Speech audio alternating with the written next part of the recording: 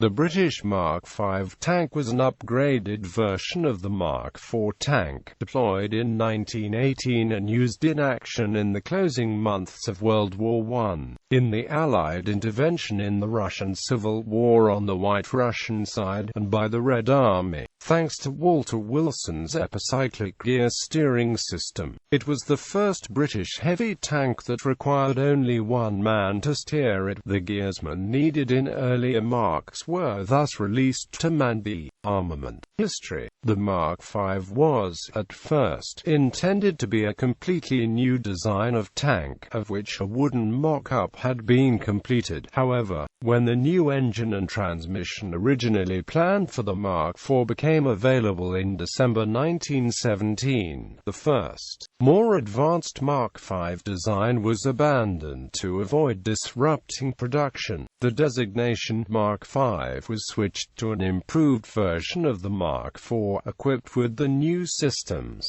The original design of the Mark IV was to have been a large improvement on the Mark III, but had been scaled back due to technical delays. The Mark V thus turned out very similar to the original design of the Mark IV, i.e. a greatly modified Mark III. In early 1917, some British tanks were tested with experimental power plant and transmissions ordered by Albert Stern. These included petrol-electric schemes, hydraulic systems, a multiple clutch system, and an epicyclic gearbox from Major W.G.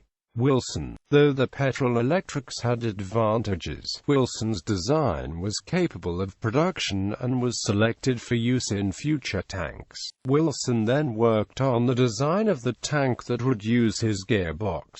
The Mark V had more power from a new Ricardo engine. Use of Wilson's epicyclic steering gear meant that only a single driver was needed. On the roof towards the rear of the tank, behind the engine, was a second raised cabin, with hinged sides that allowed the crew to attach the underching beam without exiting the vehicle. An additional machine gun mount was fitted at the rear of the hull. Production of the Mark V started at Metropolitan Carriage and Wagon at the end of 1917. The first tanks arrived in France in May 1918.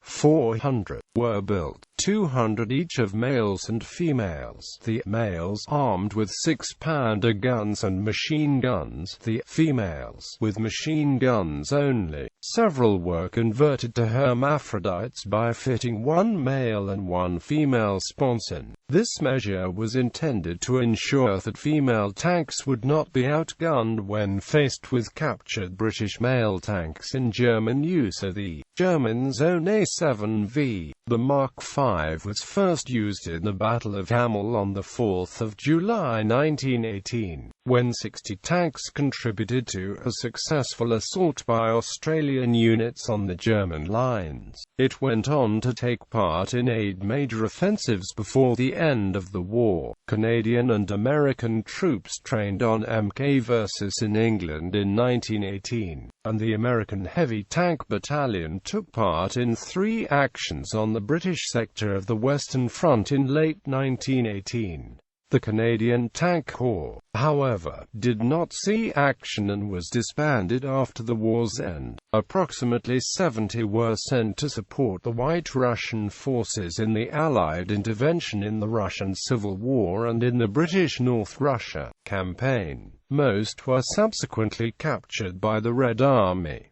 4 were retained by Estonian forces, and 2 by Latvia. Variants. Mark V** in an attempt to stop the tanks, the Germans began making the trenches too wide to be crossed. For example, trenches in the Hindenburg Line were widened to 11 or 12 feet, more than the British tank's 10 feet trench crossing ability. To counter this, Sir William Triton developed the tadpole tail, an extension of the tracks to be fitted to the back of a tank and lengthen it by about 9 feet. However, it proved to be insufficiently rigid, and although several hundred were manufactured, the idea was abandoned. Then a Major Philip Johnson of the Central Tank Corps Workshops heard of this project and devised a plan of his own. He cut a Mark IV in half and inserted 3 extra panels, lengthening the hull by 6 feet. The V** had a reshaped rear cupola incorporating 2 extra machine gun mounts, and a door in each side of the hull, also with an extra machine gun mount.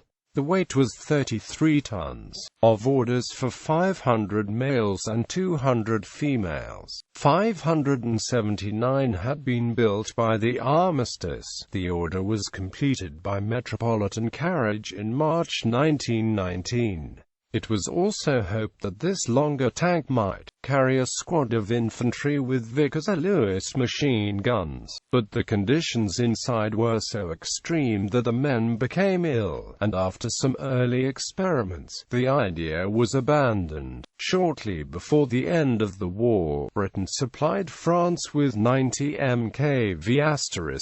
They were not used in action, but remained in French service throughout the 1920s and 30s.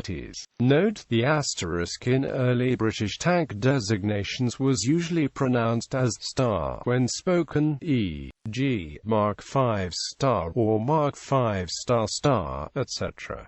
Mark V** because the Mark V** had been lengthened, its original length-width ratio had been spoiled. Lateral forces in a turn now became unacceptably high, causing thrown tracks and an enormous turn circle. Therefore, Major Wilson redesigned the track in May 1918, with a stronger curve to the lower run, reducing ground contact, and the tracks widened to 26.5 inches. The Mark V engine was bored out to give 225 horsepower and sighted further back in the hull. The cabin for the driver was combined with the commander's cabin. There now was a separate machine gun positioned in the back. Of a revised order for 700 tanks, only 25 were built, and only one of those by the end of 1918. Mark V***, see Mark X. Combat history. The Mkv made its combat debut at the Battle of Hamel on 4 July 1918, successfully supporting Australian troops in an action that repaired the Australians' confidence in tanks, which had been badly damaged at Bullecourt. Thereafter Mkvs were used in 8 major actions before the end of the war. During the Battle of Amiens in August 1918, 288 Mark V tanks, along with the new Whipperton Mkv**, penetrated the German lines in a foretaste of modern armored warfare. This battle was also the Mkv**''s combat debut. The American 301st Heavy Tank Battalion was equipped with 19 Mark V and 21 Mark V** tanks in the first heavy tank action against the Hindenburg Line on 27 September 1918.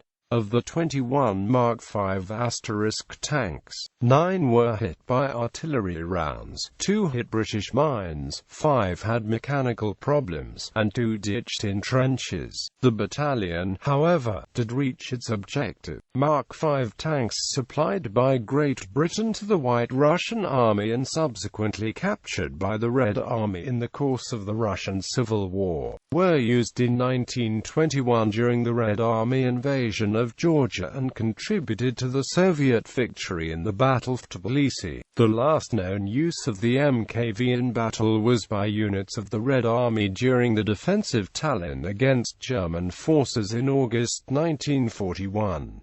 The 4 Mkvs previously operated by Estonia were used as dug-in fortifications.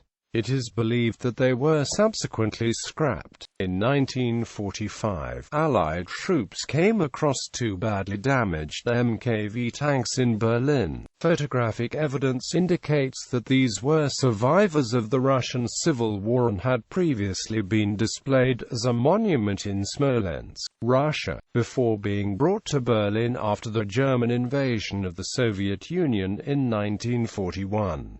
Accounts of their active involvement in the Battle of Berlin have not been verified. Surviving vehicles: 11 Mark V tanks survive. The majority are in Russia or Ukraine and are survivors of the tanks sent there to aid the White Forces during the Russian Civil War. The Tank Museum, Bovington displays a Mark V male, number 9199. It was in action at the Battle of Amiens where its commander, Lt. R. Wittenbury, was awarded the Military Cross. It was subsequently damaged by artillery at Bellecourt in September 1918 during the 100 Days Offensive. It has been at Bovington since 1925 and was used for demonstrations and filming. While this tank is maintained in running condition, the Bovington Museum had made the decision to not run it again, because of the wear and tear that would be inflicted on the now fragile, historic vehicle.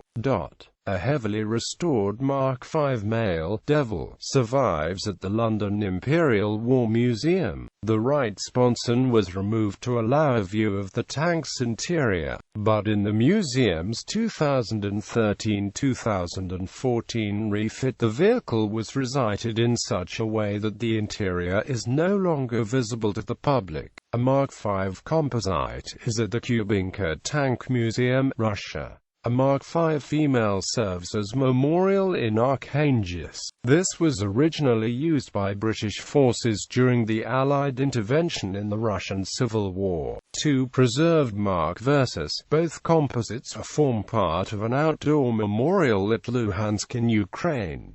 2 more are in storage. A Mark V composite is at the Kharkiv Historical Museum, Ukraine. A Mark V * male, number 9591, has been part of the collection of the National Armor and Cavalry Museum, Fort Benning, Georgia since 2010. Issued to Company A, U.S. 301st Heavy Tank Battalion and hit by a 57 mm shell round on the 27th of September 1918 during the attack against the Hindenburg Line. It was repaired and sent back to the United States. It is the only surviving example of the Mark V *. A Mark V ** female, Old Faithful, is also preserved at Bovington. It never saw action during the war, but post-war was fitted with hydraulic lifting gear so it could carry and deploy portable bridges, and carry out other engineering tasks. During World War II, it was used as a ballast weight to test Bailey bridges. Gallery. Bibliography. Fletcher, David. British Mark IV tank. Osprey Publishing. ISBN 9781846030826. Fletcher, David. The British Tanks, 1915–19. Crowwood Press. ISBN 186126-400-3. Fletcher, David. British Mark I tank 1916. Osprey Publishing. Fletcher, David. British Mark V tank. Osprey Publishing. ISBN 1849083517. Fletcher, David. Great War Tank Mark IV. Haynes. ISBN 9780857332424. Glanfield, John. The Devil's Chariots. Sutton Publishing. ISBN 0-7509-41529.